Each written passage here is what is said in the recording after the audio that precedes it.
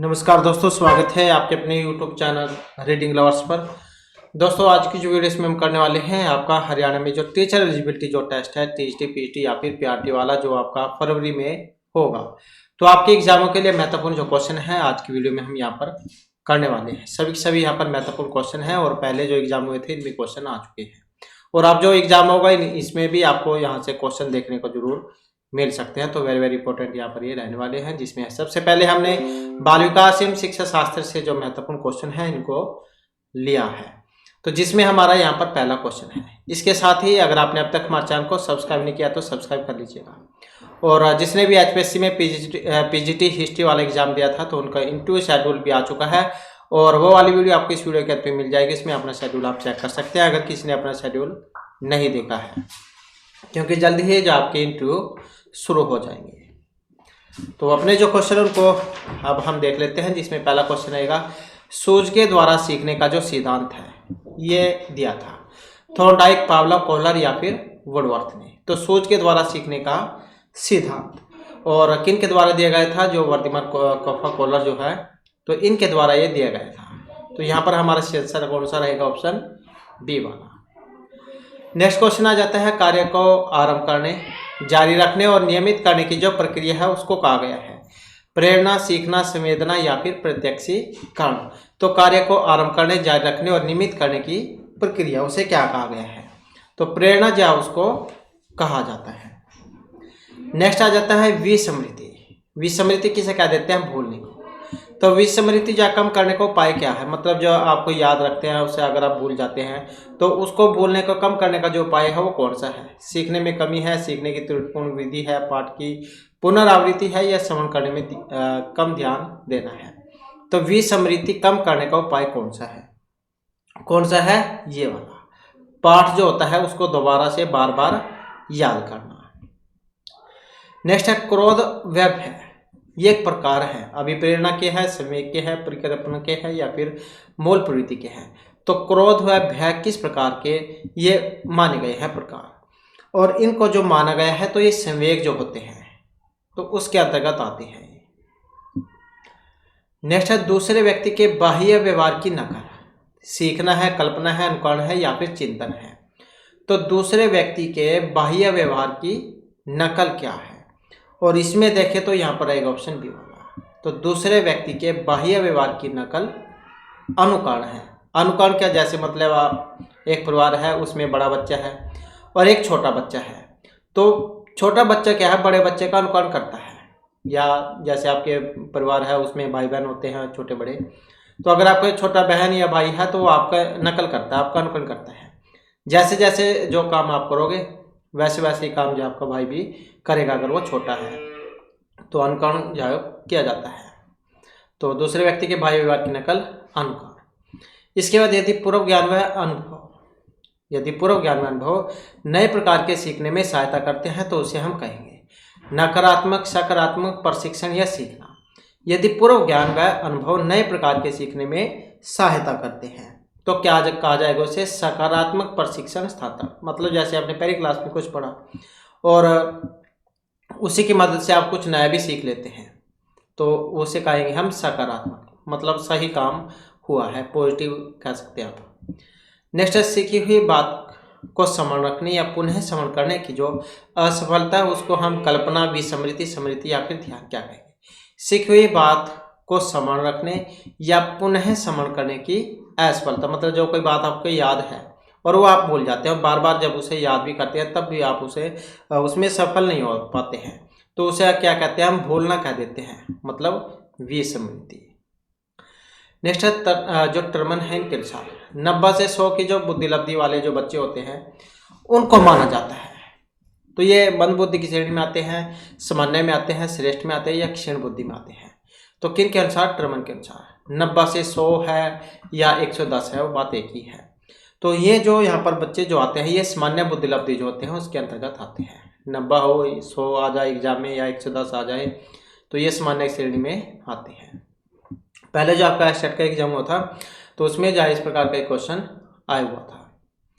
इसके बाद है सीखने से संबंधित प्रतिक्रिया। सिद्धांत में पावलोव ने प्रयोग किया था तो सीखने से संबंधित प्रतिक्रिया सिद्धांत में पावलोव ने प्रयोग किया था बिल्ली, बंदर, कुत्ता या चूहा। तो पावलोव ने प्रयोग किया था। तो इन्होंने किस पर प्रयोग किया था? इन्होंने कुत्ता जो है उस पर प्रयोग किया था। कुत्ते की जो जीभ थी उस पर इन्होंने एक प्रणाली बांधी थी और उसको खाना दिया जाता था घंटी बजने के बाद, और उसके मुंह से जो लार निकलती थी उसका फिर जो है अध्ययन किया जाता था कि कितनी निकली है। एक दिन जो है घंटी बजा दी लेकिन उसको खाना नहीं दिया, तब भी जो लार उतनी ही निकली। तो इस प्रकार से इन्हें शोध जाहिर किया था और कुत्ते पर जाहिर किया गया था। नेक्स्ट क्वेश्चन आ जाता है, मानव व्यक्तित्व के मनोलैंगिक विकास को निम्न में से किसने महत्व दिया था? मानव व्यक्तित्व के मनोलैंगिक विकास को। तो ये कमेनियस, हॉल, फ्रॉइड या होलिंगफर्थ कौन थे? मानव व्यक्तित्व के मनोलैंगिक विकास को महत्व दिया था और किन के द्वारा? सिगमंड फ्रॉइड जो है इनके द्वारा। तो किसने महत्व दिया था? ये सिगमंड फ्रॉइड ने मानव विकास का जो मनोलैंगिक विकास है। अगला क्वेश्चन आ जाता है, मनोविज्ञान की जो प्रथम प्रयोगशाला थी ये स्थापित जहाँ की गई थी W Wundt, Pavlov, Sigmund Freud या वाटसन के द्वारा।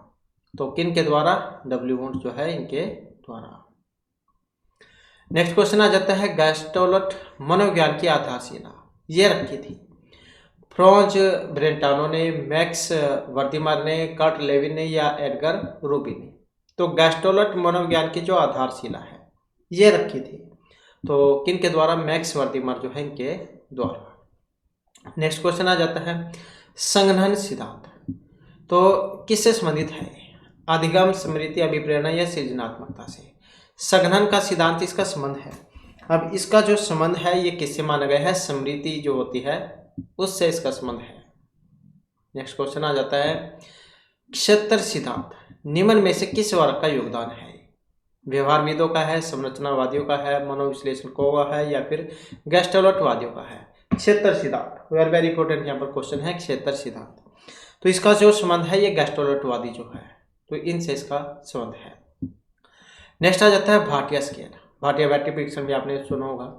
तो भाटिया स्केल का प्रयोग इन से किसके मापने के लिए किया जाता था? व्यक्तित्व, बुद्धि, रुचि या अभिक्षमता। तो भाटिया स्केल परीक्षण जिसका प्रयोग होता था तो किसके लिए होता था? बुद्धि को मापने के लिए। नेक्स्ट क्वेश्चन आ जाता है, जो होलहाइन का सिद्धांत किसकी व्याख्या करता है? बुद्धि की प्रकृति, अधिगम्य अभिप्रेरणा की भूमिका, मूल्यों का विकास, किशोरों का मनोविज्ञान। तो ये जो होल जो है इनका सिद्धांत किसकी व्याख्या करता है? तो किसकी करता है? किशोरों के मनोविज्ञान की।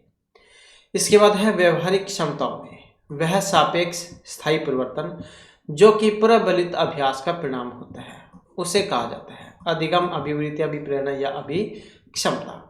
व्यवहारिक क्षमताओं में वह सापेक्ष स्थायी परिवर्तन जो कि प्रबलित अभ्यास का परिणाम होता है उसे कहा जाता है। तो क्या कहा जाएगा उसे? अधिगम। नेक्स्ट है, संज्ञान किस बुद्धि के सिद्धांत का हिस्सा है?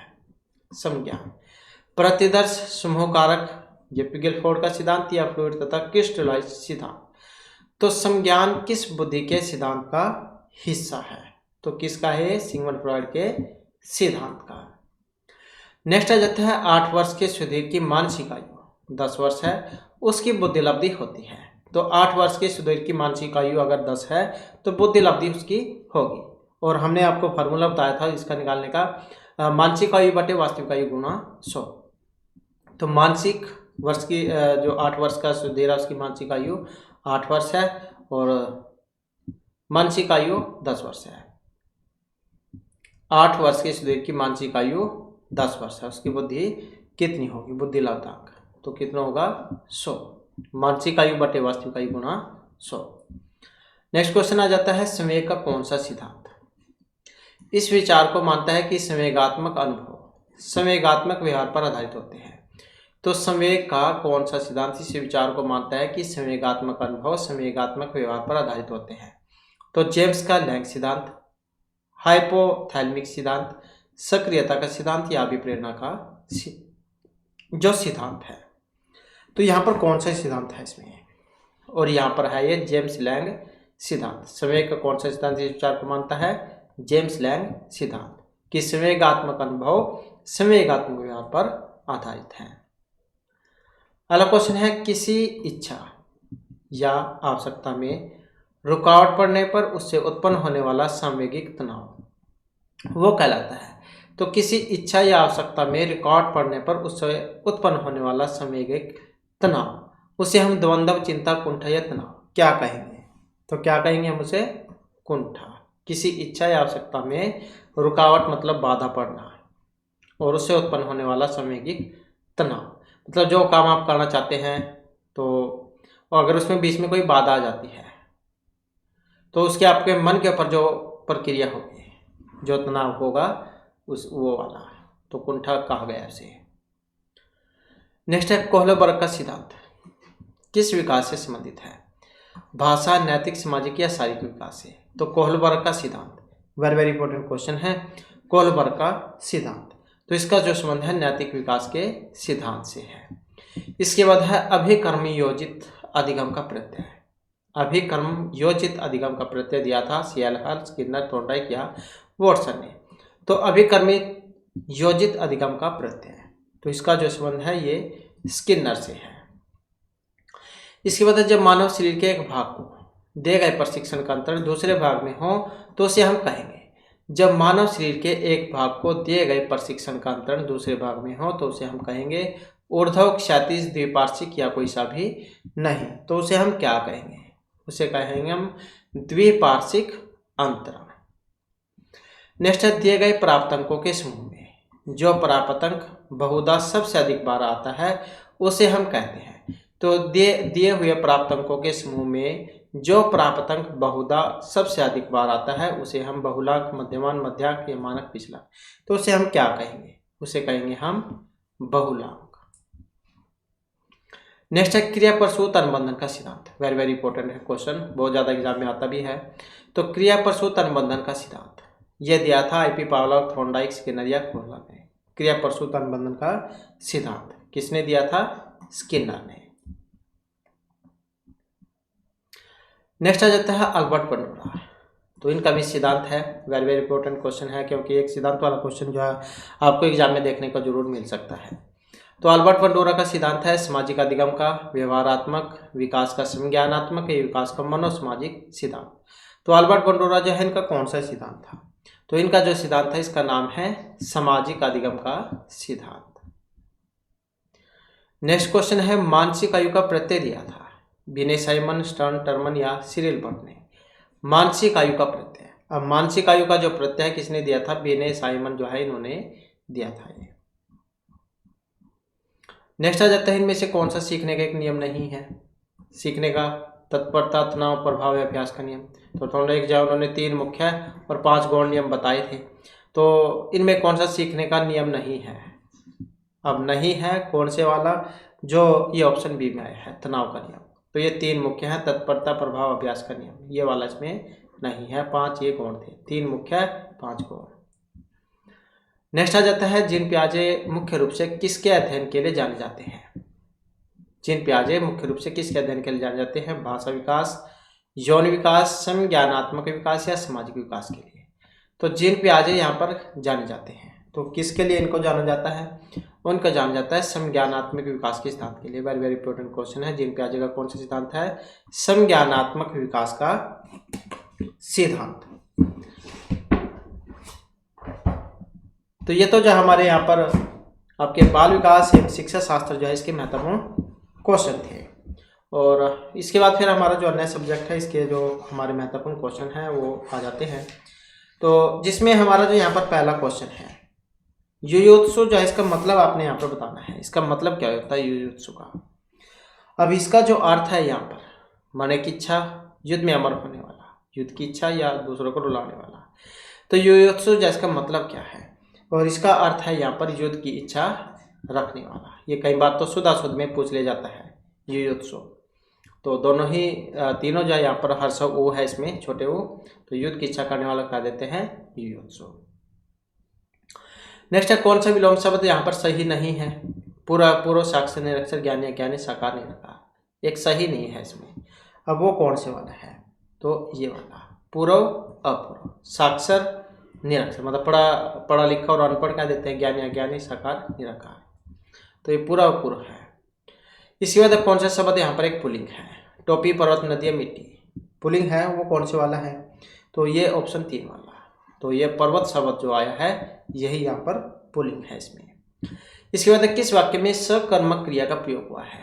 रमेश भोजन कर रहा है, तारे टिमटिमा रहे हैं, नदी बह रही है, रेस में बधाई जा रही है।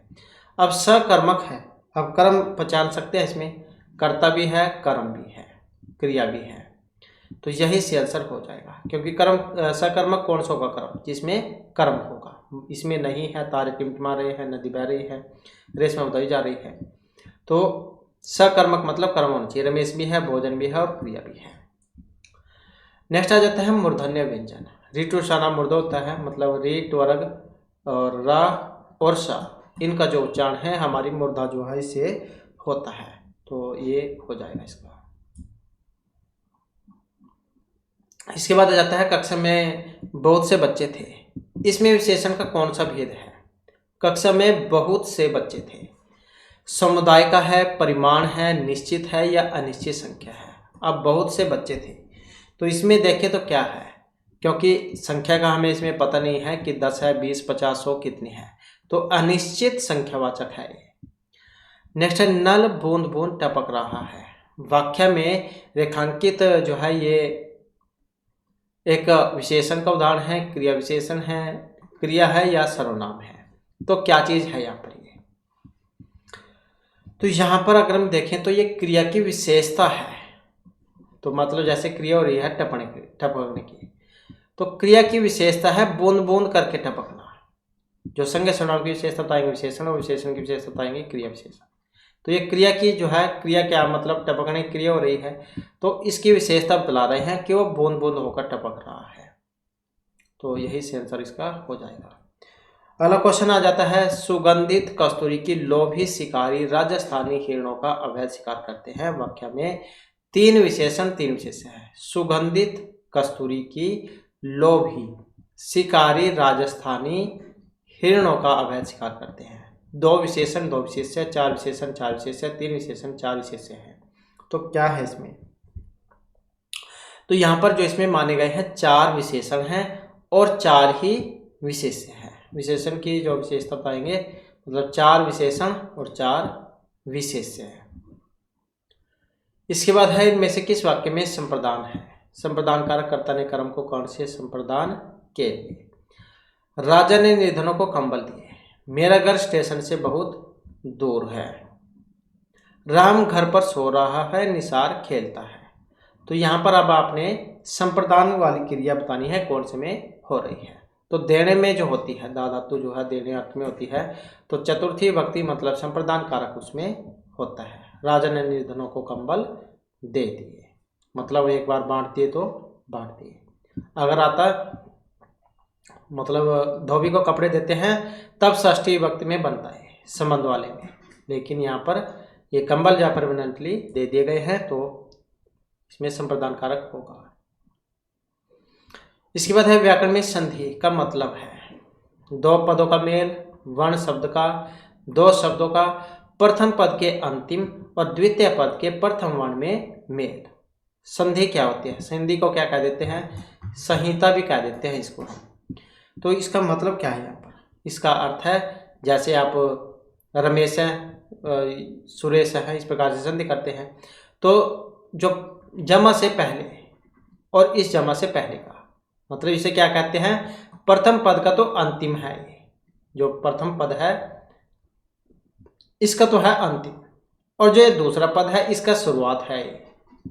तो प्रथम पद का अंतिम और द्वितीय पद का प्रथम वर्ण, जैसे जमा संधि करते हैं हम, तो जमा से ये पहले वाला लास्ट का होगा और ये बाद वाला शुरू का होगा, तो इसी को कहा जाता है। इसके बाद इनमें से शुद्ध है प्रौद्योगिकी, नरक, समाधि या स्वादिष्ट। शुद्ध है, शुद्ध कौन से वाला है, ये वाला प्रौद्योगिकी। नेक्स्ट आ जाता है व्यक्तिवाचक संज्ञा। अनेक सुभाष पैदा हो, गांधी जी राष्ट्रपिता कहलाए, तुम्हें जयपुरी जूती खरीदनी चाहिए, तुम्हारे ऊपर जोधपुरी कोट अच्छा लगता है। अब जो है यहाँ पर एक सही है व्यक्तिवाचक का उदाहरण है। अब व्यक्तिवाचक का उदाहरण कौन सा है, व्यक्ति कौन है इसमें, गांधी जी। गांधी जी राष्ट्रपिता कहलाए। इसके बाद है प्रयोग के आधार पर पांडु शब्द, केवल विशेष्य है, विशेषण है, विशेषण और विशेष्य है, कोई सा भी नहीं है। पांडु, अब पांडु यहाँ पर क्या है, पांडु जो है यहाँ पर विशेषण भी है और विशेषण है, तो दोनों है। नेक्स्ट है एक से अधिक उपसर्ग वाला शब्द आपने बताना है। अंता प्लस में राष्ट्रीय अंतरराष्ट्रीय, परिमार्जन, नि विरोध, संक्षेपण। अब एक से अधिक उपसर्ग है, अब इसमें कौन सा है, अंतर है, जैसे नि है, सम है, और इसमें कौन सा है फिर, तो नि विरोध, नि वी और रुद्ध धातु, तो इसमें दो है, नि भी है वी भी है, क्योंकि रुद्ध धातु जो रोकनार्थ में उसमें है, तो ये दो है इसमें, क्योंकि इसमें परि है, अंत है, सम है, तो इसमें दो है। इसके बाद हिंदी के स्पर्श व्यंजन के पांचों वर्गों के दूसरे और चौथे वर्ण होते हैं, मतलब पांच होते हैं, जैसे क्वरक, चवरक, ट्वरक, त्वरक, क, ख, ग, गंगा। तो स्पर्श व्यंजन, स्पर्श क्या होता है, का से लेकर जो मा तक के होते हैं, क्वरक, चवरक, ट्वरक, त्वरक, पोरक, ये वाले, तो पांच होते हैं। अब इनके पांच वर्ण के दूसरे और चौथे वर्ण, दूसरे और चौथे वर्ण उसे हम कहेंगे, और क्या कहा जाएगा उसे, महाप्राण। महाप्राण जो इसमें वर्ण का दूसरा और चौथा वर्ण आता है, और अलप्राण में पहला, तीसरा, पांचवा, महाप्राण में दूसरा, चौथा, अघोष में पहला, दूसरा, घोष या सघोष में तीसरा, चौथा, पांचवा वर्ण आता है, तो ये आप याद रखिएगा। इसके बाद आ जाता है नेक्स्ट क्वेश्चन हमारा, तो यहाँ पर हमारा क्वेश्चन है, निम्नलिखित प्रश्न में चार विकल्पों में से उस विकल्प का सही विकल्प का चयन करें जो दिए गए युग्म के सही अर्थ का विकल्प हो। तो मतलब जो यहाँ पर इसमें सही है, तो वो आपने इसमें बताना है कौन से वाला है सही इसमें। जैसे अमर्ष और अवमर्ष है, इनका मतलब क्या है यहाँ पर। अब इनका मतलब अगर हम देखें तो इसका बनेगा ऑप्शन ए वाला, अमर्ष मतलब क्रोध और अवमर्ष मतलब आलोचना, तो ये इसका बनेगा। इसके बाद है दिए गए युग्म का अर्थ ज्ञात कीजिए, कर्म और क्रम। अब इसमें भी अगर हम देखें तो ये कर्म मतलब काम करने को कह देते हैं, एक कर्म जाओ सिलसिला भी होता है। नेक्स्ट आ जाता है, या गिनती जो होती है उसका भी आ जाता है कर्म। ये दिए गए युग्म का अर्थ ज्ञात कीजिए। अब इसमें देखें तो द्वीप और द्वीप दो हैं, अब इनका मतलब यहाँ पर क्या है, तो ये जो द्वीप है इसका मतलब अगर देखें तो इसका मतलब हाथी से है, और ये एक द्वीप है जिसे टापू कह देते हैं, तो इस प्रकार से इनका अर्थ यहाँ पर बनेगा। नेक्स्ट है शंकर और शंकर, देखने में अलग अलग है, बोलने में सेम ही लगते हैं। अब इसमें दंत स है, ये तालव्य स है, मतलब ये सड़क वाला कह देते हैं, इसको 21 वाला स भी कह देते हैं। तो इसमें सही कौन सा है, अब इसमें है ये जो शंकर है इसका मतलब मिश्रित होता है, और ये शंकर भगवान शिव जो उनको कह देते हैं, तो यही इसका सही आंसर यहाँ पर हो जाएगा। नेक्स्ट आ जाता है हया और हिया, इनमें का सही मतलब कौन सा है यहाँ पर, हया और हिया का। अब इनका जो सही है, हया मतलब घोड़े को कह देते हैं, हिया जो है ये हृदय जो होता है हमारा उसे हम कहते हैं, तो यहाँ पर कौन सा बनेगा, ये वाला। नेक्स्ट है इंदिरा और इंद्रा, इनका मतलब क्या है, इंदिरा और इंद्रा का। अब इसका जो अर्थ है यहाँ पर किस में है, ऑप्शन बी में। इंदिरा जो है ये लक्ष्मी को कहते हैं, और इंद्रा ये इंद्र की पत्नी जो है सचिव, मतलब उनके लिए प्रयोग में आता है। नेक्स्ट है उद्धत और उद्धत, इनमें भी सही कौन से वाला है। अब इसमें भी अगर हम देखें तो उद्धत मतलब उद्धत, और ये उद्धत है तैयार होने अर्थ में, तो इसका कौन सा बनेगा, ये वाला। तो उद्धत मतलब उद्धत मतलब उदंड, और उद्धत तैयार। नेक्स्ट क्वेश्चन आ जाता है, निम्न विकल्पों में से उस विकल्प का चयन करें जो दिए गए शब्द युग्म के अर्थ का सही विकल्प हो। निश्चित और निश्चित, कौन सा सही है इसमें? तो यहाँ पर देखें तो निश्चित का मतलब तीक्ष्ण से है, और निश्चित जो है ये आधी रात जो होती है, रात्रि, उसके लिए प्रयोग में आता है। तो ये आप याद रखिएगा। अगला क्वेश्चन आ जाता है यहाँ पर, दिए गए शब्द युगम का सही युगम ज्ञात कीजिए। अहम और अहम दो हैं, इनका मतलब क्या है? अब इनका जो मतलब है यहाँ पर, एक अहम जो है जिसके नीचे हलंत होता है, इसका मतलब अहंकार से लिया गया है, और एक अहम ये महत्वपूर्ण से है। तो कौन सा होगा? ऑप्शन ए वाला, अहम जिसमें हलंत है अहंकार, और अहम महत्वपूर्ण। नेक्स्ट है, निम्न विकल्पों में से उस विकल्प का चयन करें जो दिए गए शब्द युगम का सही अर्थ है। अन्याय और अन्याय, तो कौन से वाला सही है इसमें?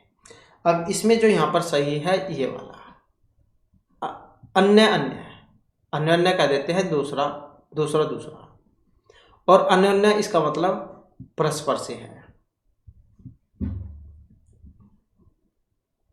नेक्स्ट क्वेश्चन आ जाता है, निम्नलिखित प्रश्न में 4 विकल्पों में से उस विकल्प का चयन करें जो दिए गए शब्द युगम के सही अर्थ का विकल्प हो। वरद और विरद, इनका मतलब क्या है? तो यहाँ पर अगर हम देखें तो वर्द जो है मतलब होता है वर देने वाला, वर्द का मतलब वर देने वाला, और विरद जो है इसका मतलब यश से लिया गया है। तो कौन सा होगा? ये वाला, वर्द वर देने वाला, विरद यश। नेक्स्ट क्वेश्चन है हमारा, निम्न विकल्प में से उस विकल्प का चयन करें जो दिए गए शब्द युगम का सही अर्थ बताता हो। उत्पल और उपल का मतलब क्या है? तो इसका अर्थ जो है, उत्पल मतलब कमल को कह देते हैं, उपल पत्थर को। तो कौन सा होगा? ये वाला, उत्पल कमल, उपल पत्थर। नेक्स्ट क्वेश्चन है, दिए गए शब्द युगम का सही शब्द युगम बताइए। तो यहाँ पर देखें तो अपमान है और उपमान है। अब इसका मतलब क्या है? यहाँ पर इसका अर्थ है, जो अपमान मतलब किसी का निरादर तिरस्कार करना जो होता है उसे कह देते हैं, और उपमान का मतलब है तुलना करने से। तो अपमान निरादर और उपमान जिससे तुलना हो। तो कौन सा होगा? डी वाला। अगला क्वेश्चन है, निम्न में से युगम के सही अर्थ बताइए। एक ब्याज एक ब्याज, इसका मतलब क्या है? अब ब्याज जो है ये हम कोई सूद जो होता है, जैसे आप कोई बैंक में जमा कराते हैं पैसे, उसके आप ऊपर जो आपको बैंक ब्याज देता है, पैसे देता है, तो मतलब सूद, और ब्याज मतलब बहाना। नेक्स्ट आ जाता है, दिए गए विकल्प में सही बताना है। यहाँ पर भी एक प्राचीन है एक प्राचीर है। अब इसका मतलब क्या है? प्राचीन का मतलब कोई पुराना जो खजाना है, वस्तु है कोई, उसे कह देते हैं, और प्राचीर मतलब दीवार। तो कौन सा हो जाएगा? ये वाला, प्राचीन मतलब पुराना, प्राचीर दीवार। नेक्स्ट क्वेश्चन है, दिए गए यहाँ पर युगम में सही आपने बताना है। संग और साथ। अब इसमें अगर हम देखें तो संग जो है ये वाला, इसका मतलब साथ है, और इस साथ का मतलब समिति से लिया गया है। तो कौन सा होगा? ये वाला। नेक्स्ट क्वेश्चन है, दिए गए शब्द युगम का सही शब्द युगम बताइए। अंबु है और अम्ब है, इनका मतलब क्या है यहाँ पर? अब इसमें अगर हम देखें तो अंबु जो है ये कहा गया है जल को, और अम्ब कहा गया है माता को। तो कौन सा हो जाएगा? ये वाला। नेक्स्ट क्वेश्चन आ जाता है, दिए गए शब्द युगम का सही शब्द युगम बताइए। लक्ष्य और लक्ष्य, इनका मतलब क्या है? तो इसमें अगर हम देखें तो लक्ष्य का मतलब उद्देश्य है, और लक्ष्य जो है वो लाख को कह देते हैं। तो कौन सा होगा? ए वाला। नेक्स्ट आ जाता है हमारा क्वेश्चन, दिए गए शब्द युगम का सही शब्द युगम बताइए। शुल्क और शुक्ल, इनका मतलब क्या है? अब इसमें अगर हम देखें, ये जो शुल्क है ये फीस जो होती है उसको कह देते हैं, और शुक्ल मतलब जो सफ़ेद होता है उजला, शुक्ल पक्ष कृष्ण पक्ष आपने पढ़े होंगे, तो ये वही है। तो कौन सा हो जाएगा? ये वाला। अगला क्वेश्चन आ जाता है, दिए गए शब्द युगम का सही बताइए। मनुज और मनोज, इनका मतलब क्या है यहाँ पर? तो मनुज मतलब मनुष्य को कह देते हैं, और मनोज कामदेव को। कौन सा होगा? ऑप्शन ए वाला। नेक्स्ट है, दिए गए शब्द युगम का सही शब्द युगम बताइए। बाण और बाण, इनका मतलब क्या है यहाँ पर? इनका जो अर्थ अगर हम देखें तो बाण जो है, बाण का मतलब आदत है, और ये वाला जो बाण है ये तीर को कह देते हैं। तो कौन सा होगा? ऑप्शन बी वाला। नेक्स्ट है, और इनके पर्यायवाची अभी हमने इनसे पहले वाली वीडियो में किए थे, अगर आपने नहीं देखे हैं तो इनसे पहले वाली वीडियो आप देख लीजिएगा। नेक्स्ट है, निम्नलिखित प्रश्न में 4 विकल्पों में से उस विकल्प का चयन करें जो दिए गए शब्द युग्म का सही अर्थ बताते हैं। वर्ण और वर्ण कहने में एक जैसे हैं लेकिन मतलब अलग अलग है। तो इनका जो अर्थ है यहाँ पर, पहला जो वर्ण है ये घाव का है, और ये वर्ण रंग को कह देते हैं। तो जिसमें ये पैर में रहा है व्रण, वो घाव, और वर्ण रंग। नेक्स्ट आ जाता है क्वेश्चन हमारा, निम्नलिखित प्रश्न में 4 विकल्पों में से उस विकल्प का चयन करें जो शब्द युग्म का सही अर्थ बताता हो। बल और बल। तो इसमें अगर हम देखें तो यहाँ पर ये बल जो है इसका मतलब ताकत से है, और ये बल का मतलब मेघ से लिया गया है। तो कौन सा होगा? ऑप्शन ए वाला। बल मतलब ताकत, बल मतलब मेघ। इसके बाद क्वेश्चन आ जाता है, निम्नलिखित प्रश्न में 4 विकल्पों में से उस विकल्प का चयन करें जो दिए गए शब्द युग्म का सही अर्थ बताता हो। मरीचि और मरीचि, इनका मतलब क्या है? तो यहाँ पर देखें तो ये जो मरीचि है, इस मरीचि का मतलब किरण से है, और इस मरीचि का मतलब सूर्य से है। तो कौन सा हो जाएगा? ऑप्शन डी वाला। मरीचि किरण और मरीचि सूर्य है। इसके बाद क्वेश्चन आ जाता है, निम्नलिखित प्रश्न में 4 विकल्पों में से उस विकल्प का चयन करें दिए गए शब्द युग्म का सही बताता हो। वर्ण और वर्ण, इनका मतलब क्या है यहाँ पर? तो यहाँ पर देखें तो ये जो वर्ण है ये कह देते हैं किसी चीज को चुनना, और वर्ण ये कह देते हैं कि वर्णा मतलब बल की, तो ये उसमें है। तो वर्ण मतलब चुनना, और वर्ण बल की। नेक्स्ट है, निम्नलिखित प्रश्न में 4 विकल्पों में से जो सही है वो आपने बताना है। रद और रथ, इनका मतलब क्या है? तो इसमें देखें तो ये जो रद है, रद का मतलब दांत, और रद्द करना मतलब खराब होना। तो ऑप्शन बी वाला। इसके बाद है अगला क्वेश्चन, हमारा क्वेश्चन है यहाँ पर, निम्नलिखित प्रश्न में 4 विकल्प है जो सही है वही आपने बताना है। तो जैसे निवार और निवार, इनका मतलब क्या है? एक में हर्षव, एक में दीर्घ, ऐसे दी गई है। तो ये हर्षव, ये दीर्घ। इस निवार का मतलब क्या है? तो इस निवार का जो मतलब है जंगली धान से है, और ये निवार मतलब रोकड़ी से है। तो यही से आंसर हो जाएगा। नेक्स्ट क्वेश्चन आ जाता है हमारा यहाँ पर, एक है तनी, एक है तनी। तनी और तनी, इसका मतलब क्या है यहाँ पर? तो यहाँ पर अगर हम देखें तो ये जो तनी जो आया है इसका मतलब थोड़े से है, और इस तनी का मतलब बंधन से है। तो कौन सा होगा? ऑप्शन बी वाला। नेक्स्ट क्वेश्चन आ जाता है, दिए गए शब्द युग्म का सही बताइए। अरि, अरि, इनका मतलब क्या है यहाँ पर? तो इसमें अगर हम देखें तो अरि का मतलब शत्रु, अरि का मतलब स्त्री के लिए है। तो कौन सा हो जाएगा? ऑप्शन बी वाला। नेक्स्ट है, दिए गए युग्म का सही बताइए। एक है धूरा, एक है धूरा। अब इनका मतलब क्या है यहाँ पर? तो इसमें अगर हम देखें तो ये जो धूरा जो आया है इसका मतलब धूरे से है, मतलब अक्ष जो होता है धूरी वो वाला। एक धूरा, इसका मतलब अक्ष से है। तो यही इसका आंसर हो जाएगा। धूरा मतलब धूरा, और धूरा ये अक्ष। नेक्स्ट आ जाता है, निम्नलिखित प्रश्न में 4 विकल्प है सही आपने बताना है। स्वेद और श्वेत, इनका मतलब क्या है यहाँ पर? तो इसमें अगर हम देखें ये जो स्वेद है, इस स्वेद को हम पसीना कह देते हैं, और ये श्वेत, श्वेत जो होता है उसके लिए है। नेक्स्ट आ जाता है सुख और सुख, इनका मतलब क्या है यहाँ पर?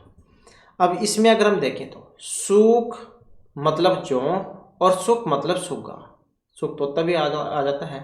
तो ये जो सुख है इसका मतलब जौ से, और इस सुख का मतलब सुग्गे से लिया गया है। इसके बाद है अगला क्वेश्चन। क्वेश्चन है यहाँ पर उधार और उदार, इनका मतलब क्या है? देखने में एक जैसे, हाँ सॉरी, यहाँ पर जो है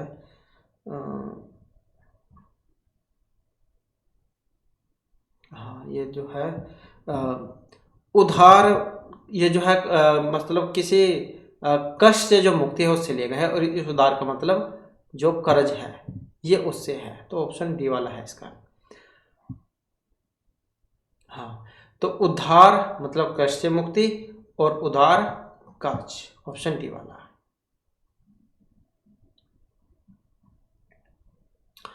नेक्स्ट आ जाता है निम्नलिखित में से शब्द युग्म का सही बताइए। करण और कारण, इनका अर्थ क्या है यहाँ पर।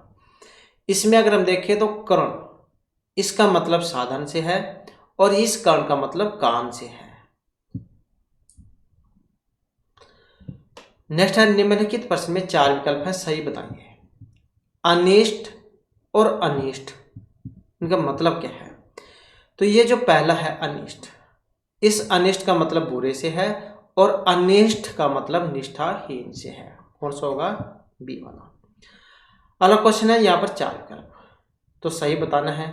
अकुल आकुल, अब इसमें भी अगर हम यहाँ पर देखें कौन से वाला इसका बनेगा, तो ये जो अकुल है बिना कुल के, और आकुल मतलब व्याकुल होना, तो ऑप्शन बी वाला। अकुल बिना कुल के, अकुल बिना कुल के, आकुल मतलब व्याकुल। नेक्स्ट आ जाता है अजर और अजीर, इनका मतलब क्या है यहाँ पर। इसमें भी अगर हम देखें तो ये जो अजर है इसका मतलब देवता से है, अजीर का मतलब आंगन से है। कौन सा होगा, ऑप्शन बी वाला। नेक्स्ट आ जाता है अभिहित और अविहित, इनका मतलब क्या है। अभिहित और अविहित, तो यहाँ पर देखें तो अभिहित का मतलब कहा हुआ और अविहित का मतलब अनुचित से है, मतलब जो सही नहीं हो, अनुचित बात, गलत बात, तो वो है। नेक्स्ट आ जाता है असन और आसन, इनका मतलब क्या है। तो पहले वाला जो असन है इसका मतलब भोजन से है, और आसन होता है जहां पर आप बैठते हैं, बैठने की कोई वस्तु, आसन कुर्सी मेज वगैरह, तो वो ऑप्शन बी वाला। नेक्स्ट है अंश और अंश, एक में पूरा सा है और एक में तालव्य सा है, 21 वाला सा है। इनका मतलब क्या है, इस अंश का और इसका। तो इसमें अगर देखें तो ये जो अंश है इसका मतलब कंधे से है और इस अंश का मतलब हिस्से से है। नेक्स्ट है अगम और आगम, इनका मतलब सही कौन सा है यहाँ पर। इसमें देखें तो ये जो अगम है मतलब दुर्लभ जो है उससे लिया गया है, और आगम का मतलब शास्त्र से है। कौन सा होगा, ऑप्शन सी वाला। नेक्स्ट है अवलंब और अविलंब, इनका मतलब क्या है। तो यहाँ पर देखिए अवलंब, अवलंब किसको कह देते हैं, सहारा, अवलंब, और अविलंब मतलब बिना देरी के, जल्दी शीघ्र। नेक्स्ट है इतर और इतर, इनका अर्थ क्या है। अब इसमें अगर हम देखें ये जो इतर है, इतर जो है इसका मतलब कोई जो सुगंध होता है, इतर सेंट जो होता है उसको कह देते हैं, और इतर का मतलब क्या है यहाँ पर, दूसरे से है, ऑप्शन बी वाला। इसके बाद है अगला आरसी और आरसी, इनका मतलब क्या है। यहाँ पर देखिए ये जो आरसी जो है इसका मतलब वेद संबंधी है, और आरसी का मतलब आईने से है, तो ये दोनों में फर्क होता है, आरसी वेद और आरसी आईना। तो इस प्रकार से जो हमारे आज की क्लास में महत्वपूर्ण क्वेश्चन थे, नेक्स्ट वीडियो की इसमें आपके लिए नए जो महत्वपूर्ण क्वेश्चन हम लेकर आएंगे। और हमारे साथ अंत बनाने के लिए धन्यवाद।